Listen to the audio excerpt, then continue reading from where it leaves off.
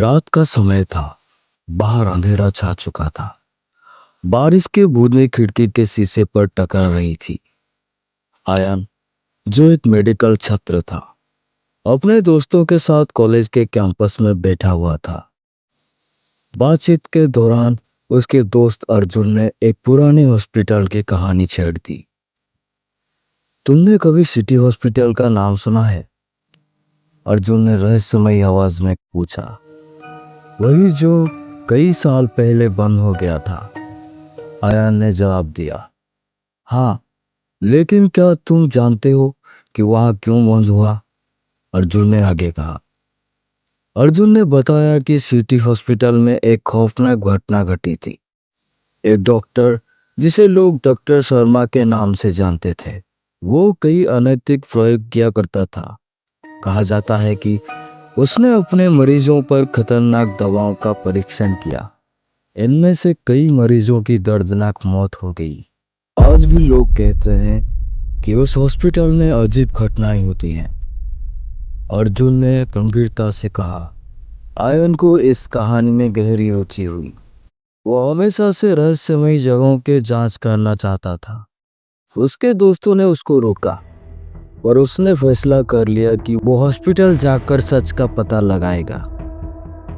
अगली शाम आयन अपने बैग में टॉर्च, कैमरा और कुछ खाने पीने की चीजें डालकर सिटी हॉस्पिटल के लिए निकल पड़ा।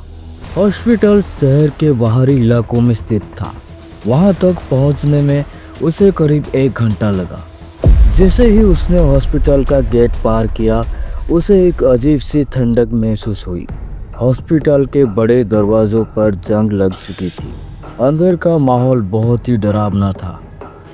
फर्श पर टूटे हुए कांच और पुराने मेडिकल के उपकरण बिखरे पड़े थे। दीवारों पर जाले और अजीब सी सीलन थी। आयन ने अपने कैमरा को ऑन किया और हर चीज को रिकॉर्ड करना शुरू कर दिया। अस्पताल की पहली मंजिल पर आयन को कुछ पुराने ऑपरेशन थिएटर मिले। एक कमरे में उसने देखा कि ऑपरेशन टेबल पर सूखा खून जमा हुआ था। एक कोने में टूटे हुए स्टेथोस्कोप और सर्जरी के औजार पड़े थे। तभी उसने एक हल्की सी आवाज सुनी। ये आवाज किसी के चलने की लग रही थी। आयन ने जोर से पूछा, कौन है? जवाब में सिर्फ सन्नाटा था। उसने सोचा कि शायद ये उसकी कल्पना हो रही है, लेकिन जैसे ही उसने मुड़कर वापस जाने की कोशिश की, उसे लगा कि किसी ने उसके कंधे पर हाथ रखा है। आयन ने डरते हुए पीछे मुड़कर देखा, लेकिन वहां कोई नहीं था। आयन ने हिम्मत जुटाई और दूसरी मंजिल की तरफ बढ़ा। सीढ़ियां चढ़ते हुए उसे दीवारों पर खून के धब्बे दिखाई दिए। दूसरी मंजिल पर एक वार्ड था, जहां कभी मरीजों का इलाज होता था। वहां के बिस्तर अब जर्जर हो चुके थे। कुछ बिस्तर पर फटे हुए गद्दे पड़े थे और कुछ पर सफेद चादरें।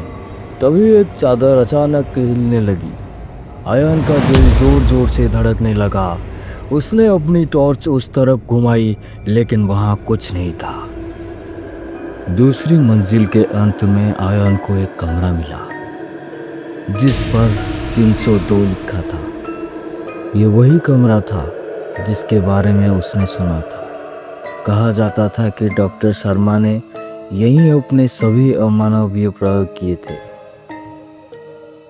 दरवाजा आधा खुला हुआ था। आयन ने अंदर कदम रखा। कमरे में एक पुरानी ऑपरेशन टेबल थी और उसके बगल में एक अलमारी।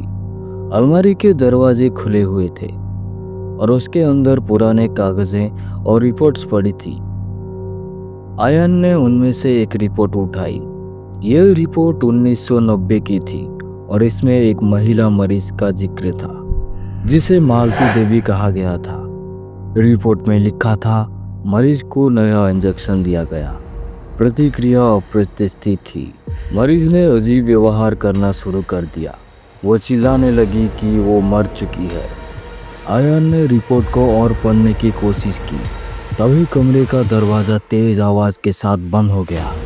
आयन ने पीछे मुड़कर देखा। कमरे की दीवारों से अचानक खून टपकने लगा। ऑपरेशन टेबल पर एक महिला का शरीर प्रकट हो गया। वो शरीर आयन की तरफ देखने लगा।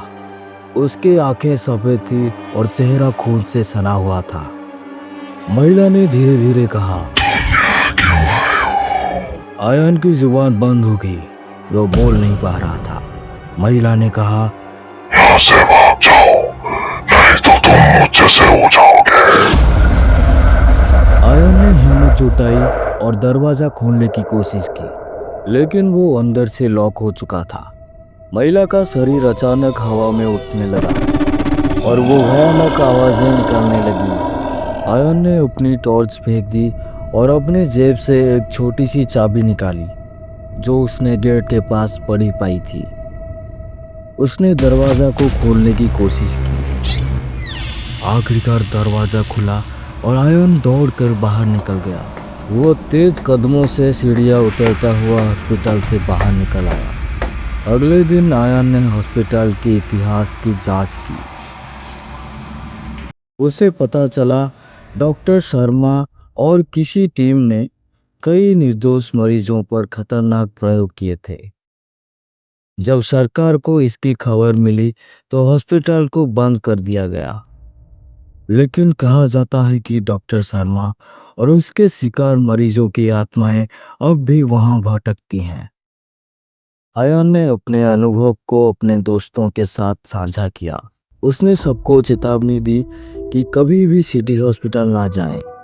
लेकिन क्या आयन सच में उस हॉस्पिटल से बाहर निकल पाया था या वो अब भी उसके आत्मा का हिस्सा बन चुका था?